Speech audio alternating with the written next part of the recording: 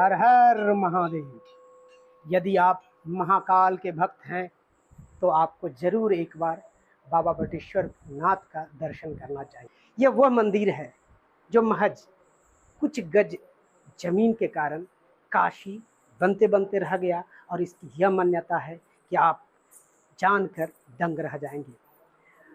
आप अब तक पूरे सनातन धर्म के बारे में सुने होंगे कि जहाँ जहाँ महादेव का मंदिर है उनके सामने माँ गौरी, माँ पार्वती विराजमान है, लेकिन यह वैसा मंदिर है जहाँ महादेव के सामने माँ काली, कह सकते हैं महाकाल का जो है महाकाली उनके सामने विराजमान है, और वो भी दक्षिणेश्वरी काली।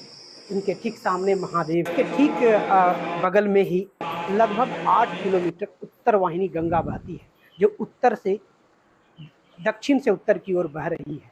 ऐसा पूरे भारत में सबसे ज़्यादा यदि कह दें किलोमीटर गंगा बहती है तो वो है यहाँ वटेश्वर के कहलगांव का जो ये इलाका है, वटेश्वर स्थान का, ये यहाँ बहती है। महादेव का शिवलिंग है जहाँ इसकी स्थापना गुरु वशिष्ठ ने की थी। गुरु वशिष्ठ जो श्री राम जी के गुरु थे। यहाँ दुर्वासा मुनि और कोहल ऋषि ने भी तपस्या की थी। अब हम यहाँ के सीधे यहाँ जो पुजारी हैं उन्हीं से जानते हैं कि इस मंदिर की क्या मान्यता है और इस मंदिर के बारे में क्या खासियत है।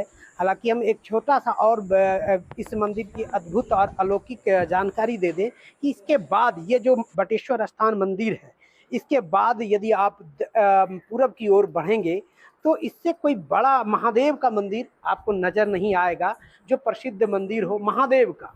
माँ काली, माँ शक्ति की मंदिर आपको ज़रूर दिख जाएगी जो प्रसिद्ध मंदिर है, लेकिन महाकाल का मंदिर आपको नज़र नहीं आएगा। हम यहाँ के सीधे पुजारी से समझने का प्रयास करते हैं कि इस मंदिर की महत्ता, इसकी अद्भुत और अलौकिक जो इनकी परंपरा एक महत्ता रही है, और शिव पुराण में भी इसकी चर्चा है। हम सीधे जानते हैं क्या इसकी महत्ता है, क्या खासियत इस मंदिर की। जी, मैं मनोज झा, यहाँ का बटेश्वर स्थान का पुजारी।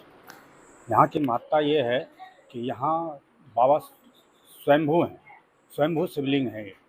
यहाँ किन्हीं के द्वारा स्थापित किया हुआ ये शिवलिंग नहीं है, इसलिए इनका विशेष महत्व है।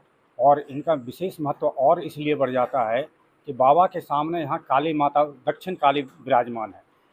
सभी आप पूरे भारत में कहीं भी घूमे होंगे, हर जगह आप देखे होंगे कि बाबा के सामने जो है माँ पार्वती की मंदिर आपको मिलेगी, महागौरी की मंदिर मिलेगी, लेकिन यहाँ पे महाकाली की मंदिर है। यहाँ जो है बाबा के सामने दूसरी बात यह है कि शमशान है, और ये वशिष्ठ मुनि के द्वारा सबसे पहले पूजित हैं। यहाँ 3 ऋषि मुनि तपस्या करते थे। जो ये बगल में गुफा है, इस गुफा में 3 हवन कुंड है तीनों मुनियों का, जो कि एक मुनि यहाँ से करीब 10 किलोमीटर दूर कहलगांव में कोहल ऋषि गए, उनका आश्रम वहाँ है जिनके नाम से कहलगांव पड़ा है। यहाँ से 3 किलोमीटर दूर पहाड़ी पे जो है दुर्वासा मुनि का है। दुर्वासा मुनि भी यहीं तपस्या करते थे। फिर वो उन पहाड़ियों पे उनका आश्रम बना, उनका मंदिर बन गया वहाँ पे। और अब ये वशिष्ठ मुनि के द्वारा सबसे पहले पूजित हुए, तो इनका नाम वशिष्ठेश्वर स्थान पड़ा। फिर कालांतर में आके जो है जब युग बदला, उस समय फिर यहाँ पे एक बट वृक्ष हो गया था बहुत विशाल। उनके नीचे जो है बगल में बाबा थे जो कि मिट्टी के अंदर दफन थे। तो आज से हजारों वर्ष पूर्व हमारे पूर्वज यहाँ आए थे, तो उनको स्वप्न आया था कि मैं यहाँ पर हूँ, मुझे निकालो और मेरी सेवा करो, तुम्हारी हर मनोकामना पूर्ण होगी। तो उस समय फिर हमारे पूर्वजों ने और आसपास के ग्रामीणों से मिलकर ये उनको यहाँ मतलब वट वृक्ष के नीचे से निकाला। जब से आज तक इनका नाम बाबा बटेश्वर नाथ पड़ गया, और उनकी सभी मनोकामना पूर्ण हो गई, जिसकी वजह से जिसने भी दर्शन किया मनोकामना सभी मनोकामना आज उनकी ही वजह से जो है हम लोग यहाँ पर है। हमारे पूर्वज यहाँ आए और आज हमारा पूरा परिवार फल फूल रहा है इनकी वजह से। क्या है गुफा की मान्यता? गुफा जिसमें गुरु वशिष्ठ तप करते थे, क्या है? राम जी के गुरु थे वशिष्ठ जी। वशिष्ठ जी कोहल ऋषि और दुर्वासा मुनि, 3 ऋषि ने यहाँ तपस्या की। तीनों का प्रत्यक्ष प्रमाणित अभी भी है। 3 हवन कुंड, 3 आसन। प्रथम आराधना, प्रथम पूजा वशिष्ठ जी ने की, इसी के लिए इनका नाम वशिष्ठेश्वर पड़ा। और द्वितीय आराधना कोहल जी ने की, जो कि कहलगांव, जो कि अष्टावक्र के जो थे उनकी संतान थे, और कहलगांव में जो है सो कहलगांव नाम से मिला। और दुर्वासा मुनि वहाँ पे आते कहलगांव जब आप आएंगे तो उस कुछ ही दूरी पे उधर पहाड़ पे 2 मंदिर है, दुर्वासा मुनि का स्थापना वहीं की गई। और विशेषता यहाँ है कि काली के सामने महाकाल है। आनंद वने काली मुखे त्रिकंटक विराजते भागीरथ्याम पश्चिम तीरे शमशाने। यानी तांत्रिक विधि से तांत्रिक स्थल है बाबा बटेश्वर स्थान। यहाँ पे काशी बनने वाला था, गुप्त काशी की मान्यता यहाँ को दी गई है। और गुप्त काशी मान्यता इसलिए दी गई कि यहाँ पे जब विद्वान काशी बनाने के लिए जमीन रिसर्च कर रहे थे तो कुछ जमीन में अशुद्धियाँ पाई गई, अंदर से कुछ मानव कंकाल निकल गया, अशुद्धियाँ पाई गई, इसलिए इनका काशी नहीं बन पाया। तो विद्वान सब सोचे कि इसको काशी जब बना ही दिए हैं तो इसका जब नहीं बन पाया तो बगल में कासरी गांव कर दिए उसको, इसीलिए कासरी गांव हो गया। काशी नहीं बन पाया तो कासड़ी गांव कर दिया जी।